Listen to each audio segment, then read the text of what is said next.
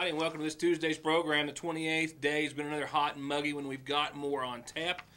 And as I spoke of last night, past that, some beautiful weather, humidity, temperatures, all dropping, going in the right direction from where we are now. Be glad to give you an update, as it has been updated in the last 24 hours per your Licking Valley RACC forecast in just a few moments. And in fact, in just the last few moments, earlier today, I spent some of the afternoon, early morning, and later afternoon hours as Lacey officially has her driver's permit. It was one of those father-daughter moments that I was so glad to be able to do today, and thought I was going to be struggling for some headlines as I was down there throughout much of the day and didn't leave town. However, a flurry of news here in the last few moments. An arrest at the behest of the Sagersville Police Department last night, a serious drug-related arrest from an Indiana couple traveling through Sagersville last night with definitely an intent to resell or sell drugs. Another fugitive from Johnson County, another law enforcement report from that county as well. An important announcement about the library and specifically the planned, as it was, destruction and demolition of the old Sagersville First Baptist Church. A few developments there. A bit about Community Day, which is just about 2 weeks around the corner. Some important updates that I've been forwarded about the Johnson County Flood Distribution Center. They have changed some times and some needs over there. An auto accident in which a U-Pike football player narrowly escaped injury last night. As you can see, it made up for a short day real quick here at the newsroom. We'll go ahead and begin with those announcements and reports from our local law enforcement officials with that arrest, and actually 2 arrests last night, technically, early this morning, I believe it was, the time frame. Nevertheless, Sagersville Police Officer Mike Nichols, assisted by the McGoffin County Sheriff's Department, the deputy unknown in this report, I just now realized, however, made an arrest of 2 people from Indiana. A traffic stop on the Mountain Parkway here in Sagersville netted the arrest. A great deal of drugs, paraphernalia, cash, and some other serious items. We made a traffic stop on a vehicle here in Sagersville. The occupants was from Indiana.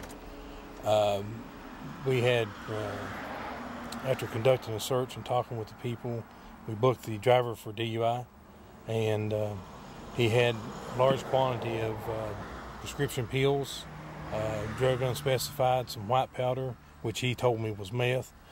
Myself and the Sheriff's Department, we conducted the search and interviewed the subjects, and after interviewing everything, we took the female to jail for AI in the possession of an open container. And after we got her there, come to find out that she had drugs on her persons, that female jailers over searched and found drugs. Those additional drugs were described to Nichols as being 3/4 size rocks of cocaine that Alicia Bailey had on her person. Now, he says altogether, the two, she and a Travis Owens, had a quantity of methamphetamine, hydrocodone, oxycodone, morphine, Xanax, approximately 100 pills, maybe even more, a small amount of cash. There were some scales, a pill crusher. There were several little individual baggies, some empty, some already filled with drugs, an obvious intent to distribute drugs, and they were charged as was such. The traffic stop actually took place in the city of Sagersville, down in front of the Renaissance building. I stand corrected. The driver, Travis Owens, has been charged with driving under the influence, 1 count of possession of a controlled substance, and actually 2 counts of possession of a controlled substance, and then a count of trafficking in a controlled substance, as well as carrying a concealed deadly weapon, no driver's license, and failure to produce an insurance card. His passenger, Alicia Bailey, 23 years of age, both from Indiana, both in their 20s, was charged with alcohol intoxication, first and second degree, possession of an open alcoholic beverage container in a motor vehicle, and promoting contraband, as it relates to those jail guards finding those rocks of cocaine on her person. She is going to be the subject of a warrant, says Nichols, for complicity to traffic, as he was obtaining that warrant through the county attorney's office here in McGoffin County just earlier today. I'm also told by Officer Nichols that it's believed the 2 may have had family here in the viewing area.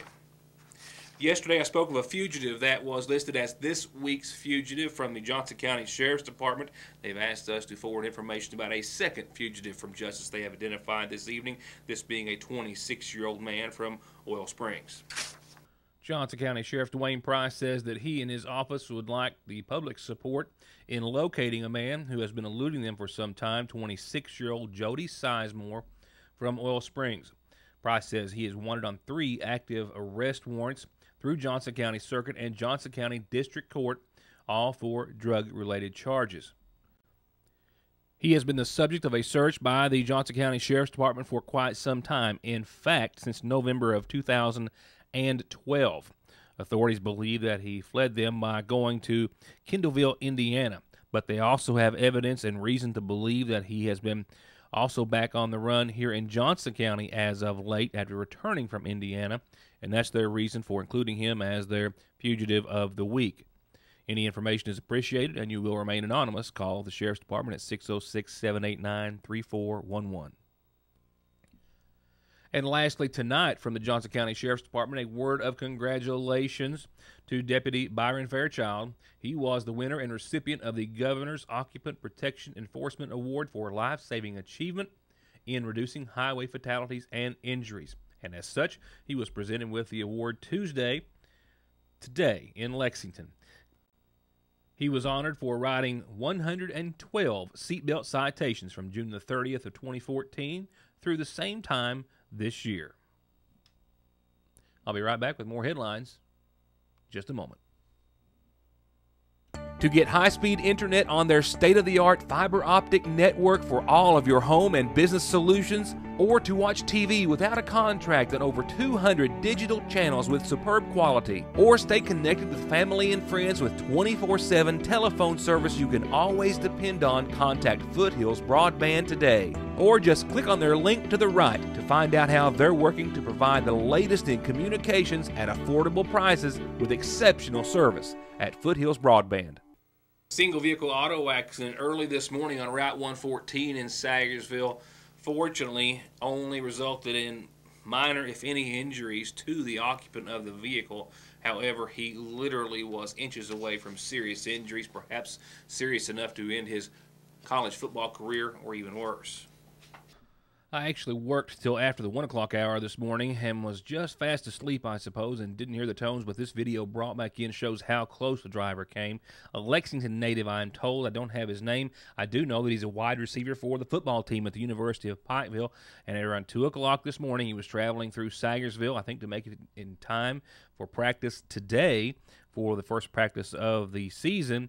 And he lost control of his vehicle. He told authorities that it appeared as though something jumped out in front of him. He actually crossed the opposite lane of travel, struck a guardrail on that side, then lost control, and then just went down the side of that large, heavy, and versus this small car, immovable steel lowboy trailer.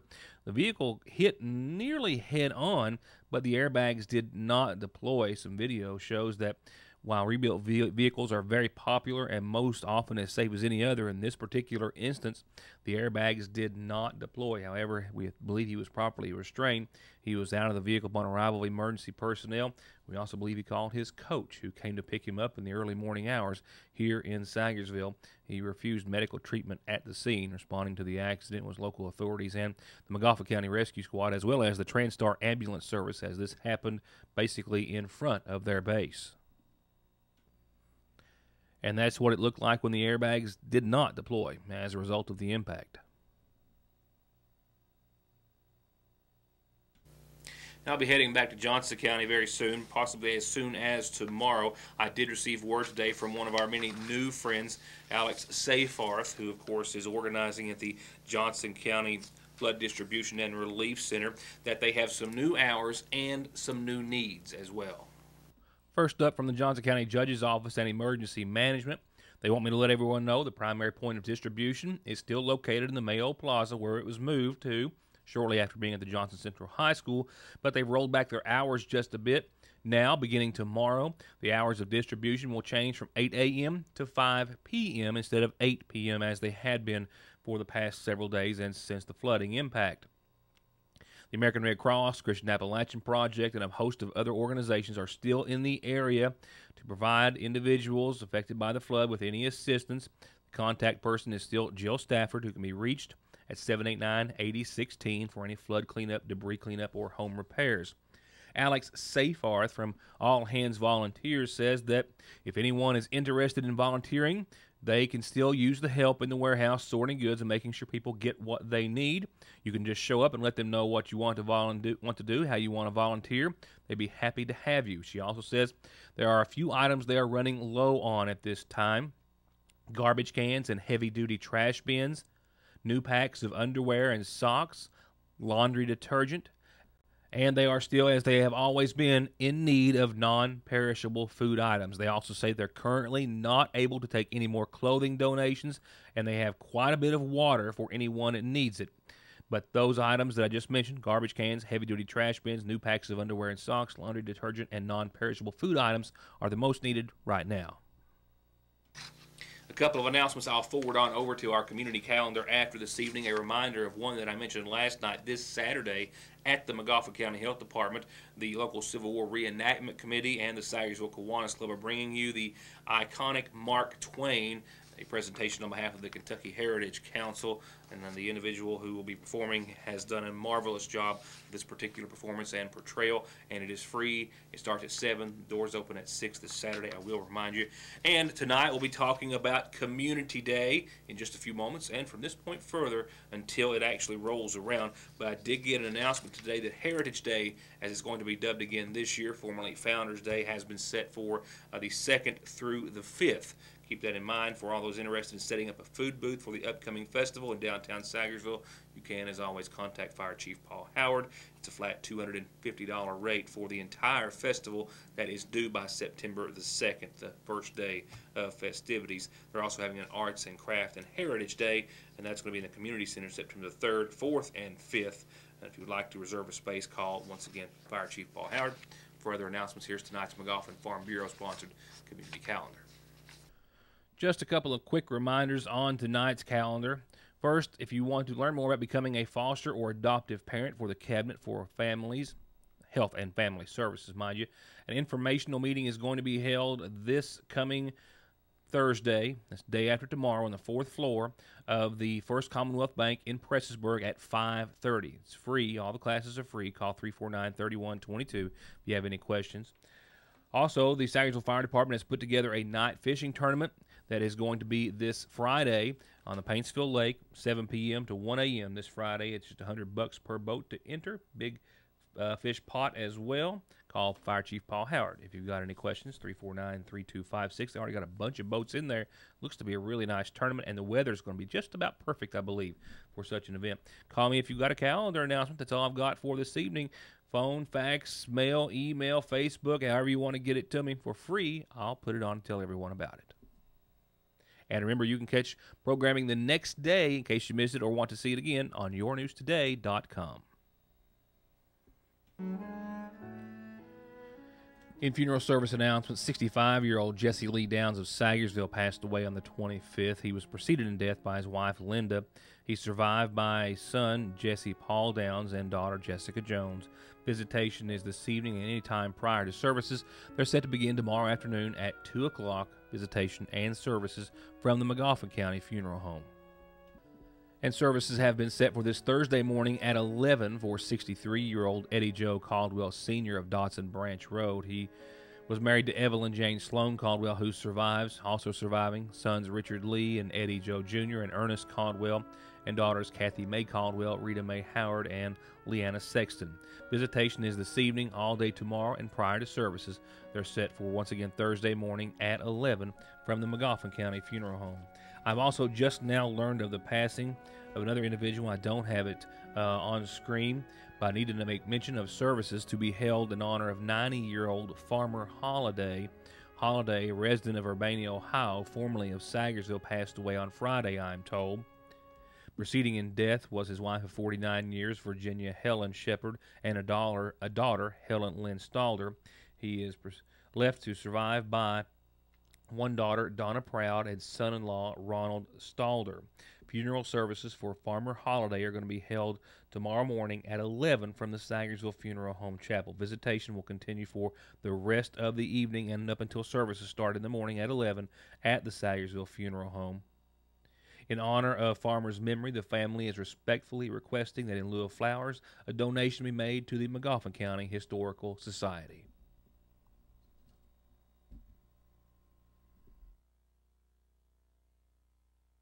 To get high-speed internet on their state-of-the-art fiber optic network for all of your home and business solutions, or to watch TV without a contract on over 200 digital channels with superb quality, or stay connected with family and friends with 24/7 telephone service you can always depend on, contact Foothills Broadband today. Or just click on their link to the right to find out how they're working to provide the latest in communications at affordable prices with exceptional service at Foothills Broadband.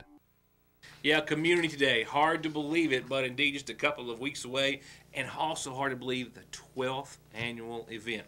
They've got, of course, as you just saw, some big things planned, and we can't mention them all, but we'll be making an attempt to between now and then. I do want to make mention of those nonprofit organizations: Magoffin County Senior Citizens, the Christian Care Fund, the Magoffin County Women's Club, the Sagersville Kiwanis, the Reach Organization, the Miss Magoffin Pageant Organization, District 3, North Magoffin, Middle Fork Fire Departments, the Magoffin County Rescue Squad, the Sagersville Fire Department, the Bloomington Fire Department, our Disabled American Veterans, South Magoffin Community Activists, South Magoffin Volunteer Fire Department, Kentucky Mission Bible Training Center, the Magoffin County Civil War Reenactment Committee, Boy Scout Troop 862, and a new name to add to the list here, the Friends of the Dawkin Rail Trail Group. We'll be talking more about Community Day very soon. With that, an announcement concerning the Magoffin County Public Library Board's efforts to build a new facility on the grounds of the old Sagersville First Baptist Church, a property they acquired from the county some time ago, several years ago. Of course, we've covered in some great detail here on the program an outcry on behalf of some public members to see that the old church building is saved and the new building is placed on another piece of property. And those opinions are asked to be shared at a public meeting which has been set. Now back to our story concerning a public meeting which has been slated as it pertains to the proposed demolition of the old Sagersville First Baptist Church building. We've been following this, of course, for quite some time, and it even actually goes back to the beginning of the coverage when the county first purchased, with some funds from the state level, the old First Baptist Church building for several $100,000 in an effort to use it for the future side of the Magoffin County Public Library. Those were the plans as it was known to the public up until about the past several months, when it was learned that the Magoffin County Public Library Board had decided that it was going to be too costly and it was just not feasible to use the old structure for a host of reasons, which they discussed in a meeting just shortly before demolition was set to take place. The Magoffin County Judge Executive, Dr. Charles Harden, also weighed on the issue later, asking for a 90-day stay, if you will, for further investigation, that above and beyond the 30 days that the Public Library Board had agreed to go ahead and put in place to find some maybe other alternatives from the public's source.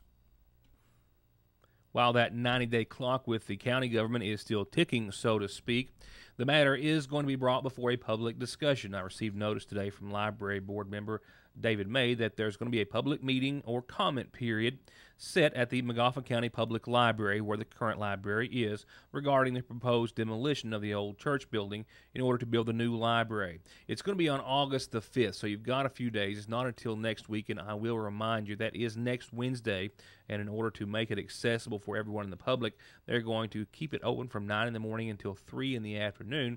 All those interested in expressing your opinion one way or the other about the facility and the plans are asked to attend. The library also has a box in-house that you could use for comments regarding the issue. That's available through August the 17th. Once again, the public meeting set for 1 week from tomorrow, that's next Wednesday the 5th, at the Public Library Building here in Magoffin County. All public input, discussion, and opinion will be greatly appreciated. And with that, I'm going to wrap it up with two things. The first, can you believe that I have a 16-year-old daughter who is now driving? It's been a very proud, exciting, and albeit a long day for myself, to be perfectly honest. Oh, goodness. Not that it makes me feel that old, which it does. It's just that, it's just gone by so quickly. Nevertheless, also going by quickly, or maybe not, probably not, is the heat and humidity. We've still got a little more to hang on to. We've got a cold front coming, and it's actually going to be one of several. We're going to get into a pattern, I think, here that we're going to continue to see more of this type of event. And there's nothing really you can say that really means pattern with our weather, but that is the scenario. A low of 69 tonight, 30% chance of showers and thunderstorms, mainly before 10. Look for a little patchy fog rolling in after about 11 or so. We have seen a pretty hot day here. I clocked 93 at the newsroom today, midweek. Is here already, starting off with a few areas of fog before 10. Mostly sunny and hot. We should see 90 degrees on the thermometer. It will feel more like it is 98 to 99, maybe even 100 for heat indices. Mostly sunny, definitely hot. A low of 72 tomorrow night.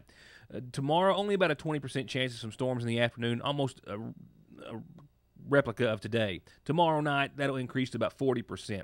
And then we'll stay right in the middle of that for Thursday. Thursday is when things will start to ebb temperature-wise just a bit. Check it out. 86, partly sunny, a low of 61 on your Thursday. This will be the onset of a cold front that also gives us a 30% chance of showers and thunderstorms.